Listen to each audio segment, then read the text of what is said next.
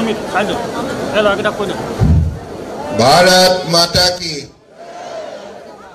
সকলোৱে সহযোগ কৰক भारत माता की जय भारत माता की जय আজি এই পঞ্চায়ত নিৰ্বাচনৰ উপলক্ষে আয়োজিত নিৰ্বাচনী প্ৰচাৰ সভাত উপস্থিত থকা ভাৰতীয় জনতা পাৰ্টি তিনিচুকীয়া জিলা সমিতিৰ মাননীয় সভাপতি কুশকান্ত বৰা ডাঙৰীয়া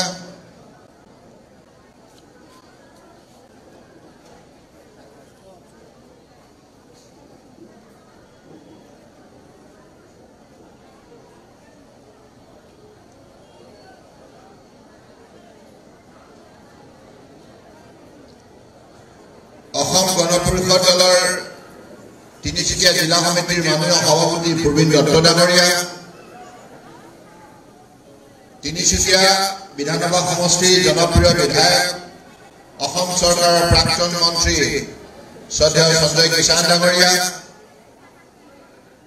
ভাৰতীয় জনতা পাৰ্টিৰ ৰাজ্যিক সমিতিৰ মাননীয় সাধাৰণ সম্পাদক তথা অসম হাউচিং বোৰ্ডৰ মাননীয় অধ্যক্ষ পুলক গোহাঁই ডাঙৰীয়া মৰাণ অট'নমাছ কাউন্সিলৰ মুখ্য কাৰ্যবাহী সদস্য অৰুণজ্যোতি মৰা ডাঙৰীয়া TDA অধ্যক্ষ কাজল গোহাঁই ডাঙৰীয়া DDA অধ্যক্ষ তথা তিনিচুকীয়া জিলাৰ পঞ্চায়ত নিৰ্বাচনৰ সহপ্ৰভাৰী অসীম হাজৰিকা ডাঙৰীয়া ৰাজ্যিক কাৰ্যনিৰ্বাহকৰ সদস্য আৰু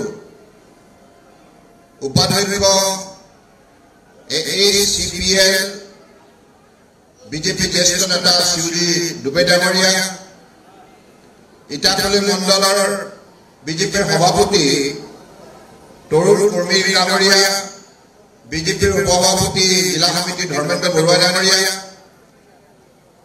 বিজেপি জিলা সমিতিৰ সাধাৰণ সম্পাদক দিগন্ত পাদুন ডাঙৰীয়া সিদ্ধাৰ্থ প্ৰতিম বৰুৱা ডাঙৰীয়া ৰাজ্যিক কাৰ্যনিৰ্বাহকৰ সদস্য শান্তানু দত্ত ডাঙৰীয়া বৰগুৰি মণ্ডলৰ সভাপতি দীপ চেতিয়া ডাঙৰীয়া জিলা সম্পাদক কৃষ্ণ তাঁতী ডাঙৰীয়াৰ লগতে আজি অনুষ্ঠানত উপস্থিত থকা আগন্তুক পঞ্চায়ত নিৰ্বাচনৰ ZPC আৰু AP প্ৰাৰ্থীসকল ক্ৰমান্বয়ে ZPC হেমন্ত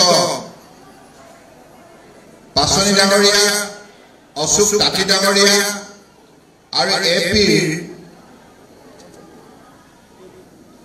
নমিকা গগৈ নিয়োগ ডাঙৰীয়া পঞ্চৱতী সুমা ডাঙৰীয়া সোণা ডাঙৰীয়া কাজল বৰুৱা ডাঙৰীয়া হৰেণ কুৰ্মী ডাঙৰীয়া ৰেখা যাদৱ ডাঙৰীয়া দীপালী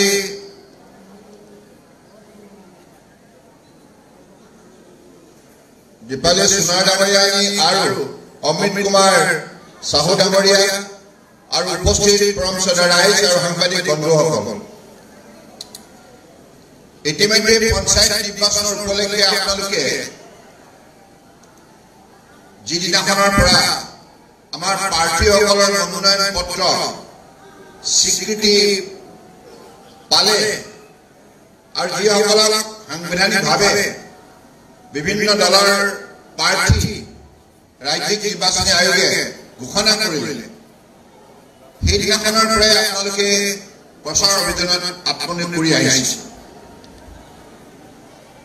আমাৰ প্ৰথম পৰ্যায়ৰ নিৰ্বাচন 2 তাৰিখে হ'ব আৰু এই 2 তাৰিখৰ নিৰ্বাচনৰ বাবে ইতিমধ্যে বিভিন্ন ঠাইত নিৰ্বাচনী সভা অনুষ্ঠিত হৈছে পঞ্চায়ত নিৰ্বাচনটোত আমাৰ পঞ্চায়ত এলেকাত বসবাস কৰা গাঁও হওক চাহ বাগিচা হওক এই অঞ্চলসমূহত বসবাস কৰা ৰাইজে আপোনালোকে বৰ্তমান চৰকাৰে কেন্দ্ৰীয় ৰাজ্য চৰকাৰে যিবিলাক উন্নয়নমূলক আঁচনি জনসাধাৰণৰ স্বাৰ্থত নিষ্ঠাৰে ৰূপায়ণ কৰিছে এই কথাবিলাক মূল্যায়ন কৰিব লাগিব এতিয়া আমাৰ বিৰোধী শক্তি হিচাপে আছে কংগ্ৰেছ আৰু তেখেতসকলৰ যিবিলাক সহযোগী দল কিন্তু এই প্ৰশ্নটো আপোনালোকে কৰা উচিত যে কংগ্ৰেছে ভাৰতবৰ্ষৰ স্বাধীনতা লাভ কৰাৰ প্ৰায় ৭৮ বছৰ হ'ল। এই ৭৮ বছৰৰ ভিতৰত কংগ্ৰেছ দলটোৱে ৫৫ বছৰতকৈ অধিক কাল ৰাজত্ব কৰিলে। 10 বছৰ, 20 বছৰ, 30 বছৰ নহয়, ৫৫ বছৰ কেন্দ্ৰত চৰকাৰ গঠন কৰাত, ৰাজ্যত চৰকাৰ গঠন কৰাত ভাৰতবৰ্ষৰ জনগণে ভাৰতীয় জাতীয় কংগ্ৰেছক বাৰম্বাৰ ভোট দিলে এই আশাৰে যে তেখেতসকলে ভাৰতবৰ্ষৰ বুকুত গাঁও হওক, চাহ বাগিচা হওক, পাহাৰ হওক, ভৈয়াম হওক, এই অঞ্চলসমূহত থকা সমস্যাবিলাক সমাধান কৰিব। সমস্যাবিলাক কি? দুখীয়া মানুহৰ ঘৰ নাই, থাকিবলৈ পিন্ধিবলৈ কাপোৰ নাই, খাবলৈ অন্নমুঠি নাই, যুৱক যুৱতী উপাৰ্জনৰ পথ নাই, মহিলাসকলৰ উপাৰ্জনৰ পথ নাই, বৃদ্ধ বিধৱাৰ কোনো পেঞ্চন নাই, আৰু খেতিয়কৰ বাবে কোনো আঁচনি নাই। গতিকে এই সমস্যাবিলাক আঁতৰ কৰিবৰ বাবে কংগ্ৰেছে বাৰম্বাৰ ভোট দিলে। আৰু কংগ্ৰেছৰ নিৰ্বাচনৰ সময়ত গৰীবী হাটাও, গৰীবী হাটাও, গৰীবী হাটাও অৰ্থাৎ দৰিদ্ৰ নিৰ্মূলকৰণৰ কথাটো প্ৰতিশ্ৰুতি হিচাপে দি ৰাইজৰ পৰা আস্থা বুটলিলে। কিন্তু বাৰম্বাৰ চৰকাৰত থাকিও কংগ্ৰেছে কিন্তু এই দৰিদ্ৰ লোকৰ সমস্যা আঁতৰ কৰিব নোৱাৰিলে। সমস্যা আঁতৰ কৰাৰ নামত যিবিলাক আঁচনি হাতত ল'লে, ইন্দিৰা আৱাস যোজনা বুলি কওক বা আমাৰ শিশুসকলৰ পুষ্টিকৰ খাদ্য যোগানৰ নাম বুলিয়ে কওক, আৰু খেতিয়কৰ বিভিন্ন ধৰণৰ সা সঁজুলি যোগান ধৰাৰ নাম বুলি কওক, এনেধৰণে বিভিন্ন আঁচনিৰ নামত ধন ধাৰ্য কৰিলে। কিন্তু সেই ধনবিলাক কোনোদিনেই দুখীয়াৰ হাতত তুলি দিবলৈ সক্ষম নহ'ল। সেই ধনবিলাক তেখেতসকলে বেংকৰ পৰা উলিয়াই, ৰাজহ ভঁৰালৰ পৰা উলিয়াই তেখেতসকল কংগ্ৰেছৰ নেতা পালিতৰ মাজত ভাগ বতৰা কৰিলে। তাৰ ফলত কংগ্ৰেছৰ নেতা পালিতা ধনী হ'ল আৰু আমাৰ দুখীয়া দুখীয়া হৈ থাকিল। গতিকে সেইবাবে সঞ্জয় কিষাণে কোৱাৰ দৰে ইমান বছৰ কংগ্ৰেছে চাহ শ্ৰমিকৰ সমৰ্থন লৈ বিভিন্ন ৰাজ্য চৰকাৰ, কেন্দ্ৰীয় চৰকাৰ মন্ত্ৰীও হ'ল, বিধায়কো হ'ল, সাংসদো হ'ল, কিন্তু কোনোদিনেই চাহ শ্ৰমিকে থকা লাইনসমূহৰ উখুৰা মুখুৰা ৰাস্তাটো পকী কৰাৰ বাবে সিদ্ধান্ত ল'ব নোৱাৰিলে। আৰু কোনোদিনেই চাহ শ্ৰমিকৰ পুত্ৰ কন্যাই উচ্চ শিক্ষা পাবৰ বাবে হাইস্কুল এখনো তেখেতসকলে প্ৰতিষ্ঠা কৰিব নোৱাৰিলে। আৰু যিকেইখন LP স্কুল আছিল তাতো শিক্ষক নাই, আৰু তাত ছাত্ৰ ছাত্ৰীসকলৰ বেঞ্চ ডেস্কৰ অৱস্থা অত্যন্ত দুখ লগা। আৰু যি হস্পিটেল আছিল সেই হস্পিটেলতো ঔষধ নাই। তেনেধৰণৰ এটা অৱস্থাত গাঁৱৰ চাহ বাগিচাবিলাকক ৰাখিছিল। গাঁৱতো যাতায়াতৰ নামত এটাও পকা ৰাস্তা নবনাব নোৱাৰিলে। আন্ধাৰৰ পৰা ৰাইজক পৰিত্ৰাণ দিবৰ বাবে বিজুলী যোগান ধৰিব নোৱাৰিলে কংগ্ৰেছৰ শাসনকালত। চকু পানী টুকি টুকি কেঁচা খৰি জ্বলাই জ্বলাই ভাত ৰন্ধা মহিলাসকলৰ চকু পানী বন্ধ কৰাৰ বাবে ৰন্ধন গেছ দিব নোৱাৰিলে। আৰু গৰ্ভৱতী চাহ শ্ৰমিকৰ পৰিয়ালৰ গৰ্ভৱতী মহিলাই গৰ্ভৱতী অৱস্থাত তেখেতসকলে চাকৰিত নগ'লে, তেখেতসকলে দৰমহা নাপায়। সেই দুখীয়া মহিলাসকলৰ হৃদয়ৰ বেদনা কোনোদিনে কংগ্ৰেছ চৰকাৰ থাকিও উপলব্ধি কৰিব নোৱাৰিলে। কিন্তু আনপিনে ভাৰতীয় জনতা পাৰ্টীয়ে চৰকাৰ গঠন কৰিয়ে 2014 চনৰ পৰা আজি 2025ৰ ভিতৰত আপোনালোকে নিজেই পৰ্যালোচনা কৰক। গাঁও চাহ বাগিচাত কিমান পকী ৰাস্তা নিৰ্মাণ হ'ল, বিজুলী বাতি যোগান ধৰা হ'ল, বিশুদ্ধ খোৱা পানী যোগান ধৰা হ'ল, আৰু আটাইতকৈ ডাঙৰ কথা বিজেপি শাসনকালত কোনো লোকে ভোকত থাকিব লগা হোৱা নাই। সকলোকে বিনামূলীয়াকৈ চাউল যোগান ধৰা হৈছে। আৰু আগন্তুক দিনত অক্টোবৰ মাহৰ পৰা চাউলৰ সৈতে আপোনালোকে কি পাব? অসম চৰকাৰে কৈছে যে আপোনালোকক চেনি দিয়া হ'ব, নিমখ দিয়া হ'ব আৰু দাইল দিয়া হ'ব।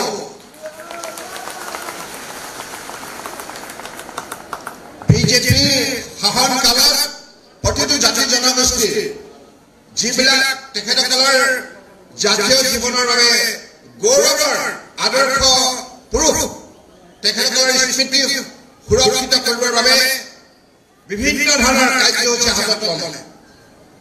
আজি ভাৰতীয় জনতা পাৰ্টীৰ শাসনকালতে আচ্ছাৰ প্ৰতিষ্ঠাপক সভাপতি সম্পাদক সন্তোষ কুমাৰ স্বপ্ন চাইমন সিং হৰৰ নামত ইতিমধ্যে প্ৰতিমূৰ্তি নিৰ্মাণ কৰা হ'ল আৰু তেখেতসকলৰ স্মৃতি সজীৱ কৰিবৰ কাৰণে শ্ৰমিক কল্যাণ দিৱস প্ৰথমবাৰৰ বাবে অসমত উদযাপন কৰা হ'ল। দয়াল দাস পানিকা নামেৰে স্কলাৰশ্বিপ প্ৰৱৰ্তন কৰা হ'ল যাতে চাহ শ্ৰমিকৰ পুত্ৰ কন্যাই বিভিন্ন পৰীক্ষাত উত্তীৰ্ণ হ'ব পাৰে। আৰু মায়ামী উন্নয়নৰ নামত বিভিন্ন ঠাইত কৃষি সংস্কৃতি চৰ্চাৰ বাবে নাট্যঘৰ নিৰ্মাণ কৰা হ'ল। আৰু গাঁৱত প্ৰাইম মিনিষ্টাৰ গ্ৰাম সড়ক যোজনাৰ যোগেদি প্ৰতিখন গাঁৱত পকী ৰাস্তা নিৰ্মাণ কৰা হ'ল। বিধৱাৰ বাবে আঁচনি প্ৰৱৰ্তন কৰা হ'ল। আৰু আগন্তুক দিনত যাতে গাঁৱত হওক চাহ বাগিচা হওক বিভিন্ন জাতি জনগোষ্ঠীৰ লোকে কোনোবা মানুহে যদি জটিল ৰোগত আক্ৰান্ত হয়, ডাঙৰ ডাঙৰ বেমাৰ, সেই বেমাৰবিলাক চিকিৎসা কৰিবলৈ দুখীয়া মানুহৰ হাতত পইচা নাই, লাখ লাখ টকা লাগে। গতিকে তাৰ বাবে প্ৰধানমন্ত্ৰী ডাঙৰীয়াই আঁচনি প্ৰৱৰ্তন কৰিলে আয়ুষ্মান ভাৰত, অৰ্থাৎ এই আঁচনিৰ যোগেদি ৫ লাখ টকালৈকে আপোনালোকে চিকিৎসা সেৱা লাভ কৰিব পাৰে। এইবিলাক দুখীয়াৰ দুখ আঁতৰাবৰ বাবে বিজেপি চৰকাৰে যিমানবিলাক দৃষ্টান্তমূলক পদক্ষেপ গ্ৰহণ কৰিলে কংগ্ৰেছে ৫৫ বছৰে নোৱাৰিলে। তেখেতৰ লগত থকা কোনো বিৰোধীয়ে দুখীয়াৰ স্বাৰ্থত কাম কৰিব নোৱাৰে। কংগ্ৰেছে সদায় তেখেতসকলৰ পৰিয়ালৰ বাবে কাম কৰে, জনসাধাৰণৰ বাবে কাম কৰিব নোৱাৰে, দৰিদ্ৰ জনগণৰ বাবে কাম কৰিব নোৱাৰে। সেইকাৰণে আজি গোটেই ভাৰতবৰ্ষতে কংগ্ৰেছক মানুহে মনৰ পৰা বহুত দূৰলৈ খেদি দিছে নাই? আপোনালোকে খেদিব লাগিব। কংগ্ৰেছ আহিলে আপোনালোকৰ ভাগৰ ধন আত্মসাৎ কৰিব, খাই পেলাব।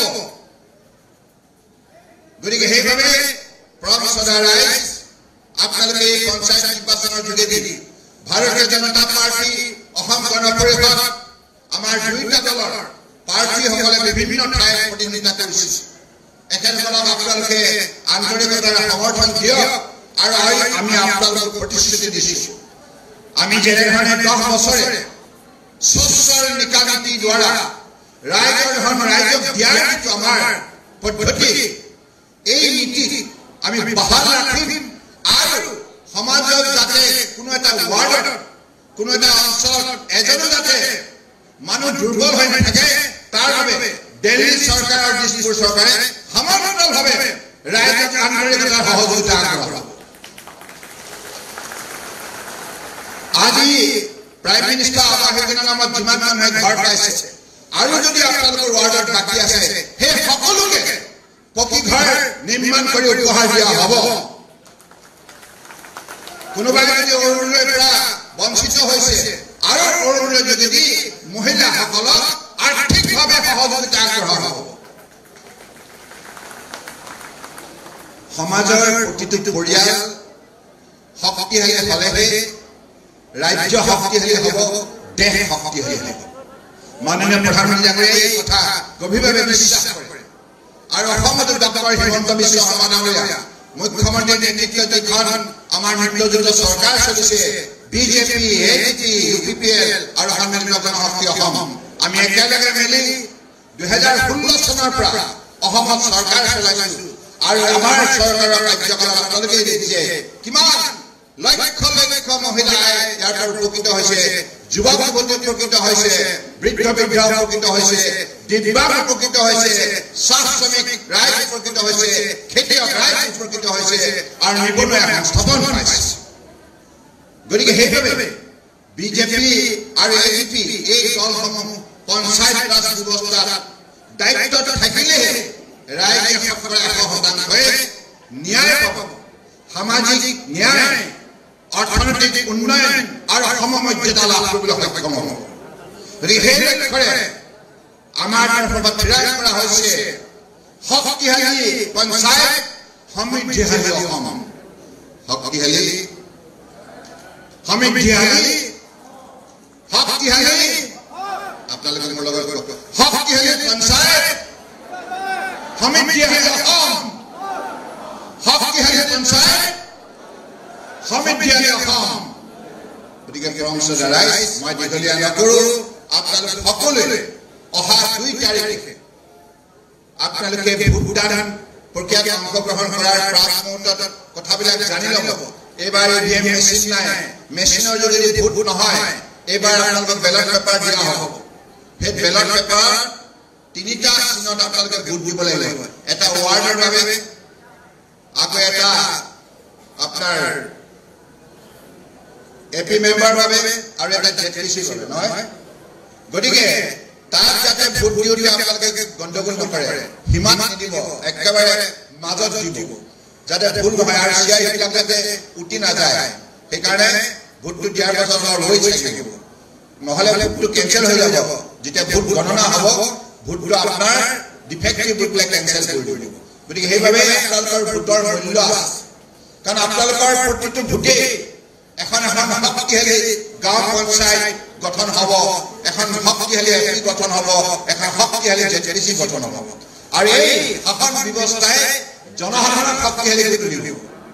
আজি আমাৰ লক্ষ্য, এই তিনিচুকীয়াত যিমান সংখ্যক দুৰ্বল পৰিয়াল আছে, ব্যক্তি আছে, সেই সকলোবিলাককে শক্তিশালী কৰাৰ আমাৰ ভাৰতীয় জনতা পাৰ্টীৰ নেতৃত্বত চলা দিল্লী NDA চৰকাৰ আৰু অসমত বিজেপি নেতৃত্বাধীন মিত্ৰজোঁটৰ চৰকাৰ, দুয়োখন চৰকাৰে যৌথভাৱে ভাৰতবৰ্ষক বিশ্বৰ সৰ্বাধিককৈ শক্তিশালী উন্নত ৰাষ্ট্ৰ হিচাপে গঢ়ি তোলাৰ বাবে ইতিমধ্যে উন্নয়নৰ যাত্ৰা আৰম্ভ কৰিছে। এই যাত্ৰাত ভাৰতবৰ্ষই বহুত আগুৱাই গৈছে। অসমতো ডক্টৰ হিমন্ত বিশ্ব শৰ্মা ডাঙৰীয়াই কৈছে যে ভাৰতবৰ্ষৰ 5খন শ্ৰেষ্ঠ উন্নত ৰাজ্যৰ ভিতৰত অসমক অন্যতম এখন শক্তিশালী ৰাজ্য হিচাপে গঢ়ি তোলা হ'ব। গতিকে অসম যদি শক্তিশালী হ'বলৈ হয়, এই আপোনাৰ তিনিচুকীয়া শক্তিশালী হ'ব লাগিব। তিনিচুকীয়া সমষ্টি শক্তিশালী হ'লে অসম শক্তিশালী হ'ব, অসম শক্তিশালী হ'লে ভাৰত শক্তিশালী হ'ব। গতিকে আপোনালোকৰ প্ৰতিটো পৰিয়াল সকলো দিশৰ পৰাই শৈক্ষিকভাৱে, সামাজিকভাৱে, অৰ্থনৈতিকভাৱে, আধ্যাত্মিকভাৱে আৰু জীৱনৰ বাটত তেখেতসকলৰ স্বাস্থ্য নিৰোগী, সুস্থ, সবল হৈ থকাৰ বাবে ভাৰতীয় জনতা পাৰ্টীৰ নেতৃত্বত চলা চৰকাৰে দীৰ্ঘকালে কাম কৰি আছে, কাম কৰি যাব। কাৰণ যেতিয়ালৈকে সমাজখন সুস্থ হৈ থাকে, নিৰোগী হৈ থাকে, তেতিয়ালৈকে সমাজত শান্তি বিৰাজ নহয়। সেইকাৰণে স্বাস্থ্য, শিক্ষা, গৱেষণা, বিজ্ঞান, প্ৰযুক্তি, কৃষি সকলো ক্ষেত্ৰতে আমাৰ চৰকাৰে গুৰুত্ব সমান্তৰালভাৱে প্ৰদান কৰিছে। কোনো এটা কৰ্মক্ষেত্ৰক আওকাণ কৰা নাই, অৱহেলা কৰা নাই। সেইকাৰণে গাঁও, চহৰ, চাহ বাগিচা, পাহাৰ, ভৈয়াম, বৰাক, ব্ৰহ্মপুত্ৰ বৃহত্তৰ অসমৰ এই সমাজ জীৱনক শক্তিশালী কৰি তোলাৰ বাবে বিজেপি চৰকাৰে যিমানখিনি আঁচনি ইতিমধ্যে ৰূপায়ণ কৰিছে, আগন্তুক দিনত আৰু আঁচনি ৰূপায়ণ কৰা হ'ব। আমাৰ লক্ষ্য হ'ব যে প্ৰতিজন নাগৰিক সুন্দৰ হৈ থাকক, সুস্থ হৈ থাকক, শক্তিশালী হৈ থাকক, শান্তিৰে থাকক।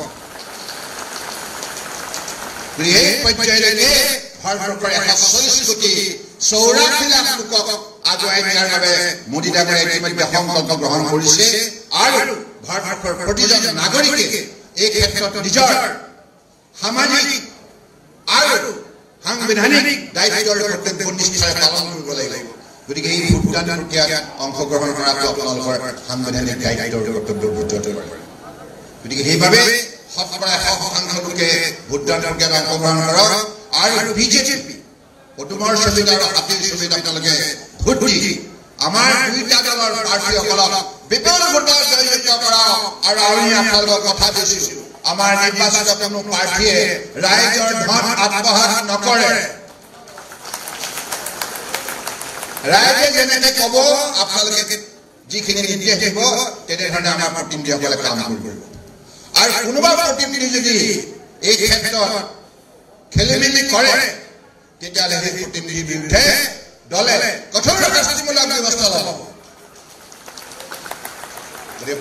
ৰাইজ মই আশা ৰাখিছোঁ যে আপোনালোকে সকলোৱে আন্তৰিকতাৰে আমাৰ এই পঞ্চায়ত নিৰ্বাচন সফল কৰাৰ ক্ষেত্ৰত সহযোগ কৰিব আজি মই ইয়ালৈ আহিছোঁ আপোনালোকক মই কৃতজ্ঞতা জনাবৰ বাবে কাৰণ 1 বছৰ আগতে MP ইলেকশ্যন হৈছিল আপোনালোকে এই অভাজনক আশীৰ্বাদ দিলে ভোট দিলে আৰু মোক MP হিচাপে বেলেগলৈ পঠিয়ালে আপোনালোকৰ আশীৰ্বাদ আপোনালোকৰ সহযোগিতাৰ ভিত্তিত মই MP পৰিচয়টো পালোঁ আৰু মাননীয় প্ৰধানমন্ত্ৰী ডাঙৰীয়াই দেশৰ জনতাক সেৱা কৰিবৰ কাৰণে মোক কেন্দ্ৰীয় মন্ত্ৰীৰ দায়িত্বটো দিলে গতিকে আপোনালোকৰ প্ৰতি মোৰ সদায় দায়িত্ব আছে আৰু থাকিব মোৰ কৃতজ্ঞতা মই আপোনালোকৰ শ্ৰীচৰণত গভীৰভাৱে অৰ্পণ কৰিছোঁ শ্ৰদ্ধা